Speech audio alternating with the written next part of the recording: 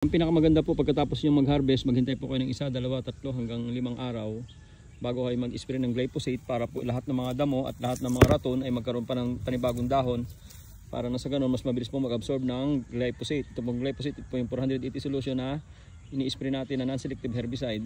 So pagkatapos po ng 5 araw na pinabayaan natin yan, so magkakaroon ng panibagong dahon, pati yung mga damo mai-expose at magkakaroon ng panibagong dahon, mas madali po ang epekto ng glyphosate 480 solution. So pagkatapos po noon mag-i-spray na po tayo. Dapat po dry na dry ang lupa katulad po nito. Dry na dry po ang lupa. Ayan, dry na dry ang lupa. Kasi po pag may tubig-tubigan hindi po masyadong effective ang glyphosate. So pag na-sprayhan nyo na po, just make sure na pagkatapos po ng mga 4 hanggang 5 araw ay uulitan po natin. Yun po yung tinatawag natin na touch-up application. Ang dosage po ng glyphosate ay isang lata ng sardinas o nasa 150, 120 to 150 ml per 16 liters of water. Pagka nag-touch up po tayo after 4 to 5 days, ganoon din po ulit ang dosage.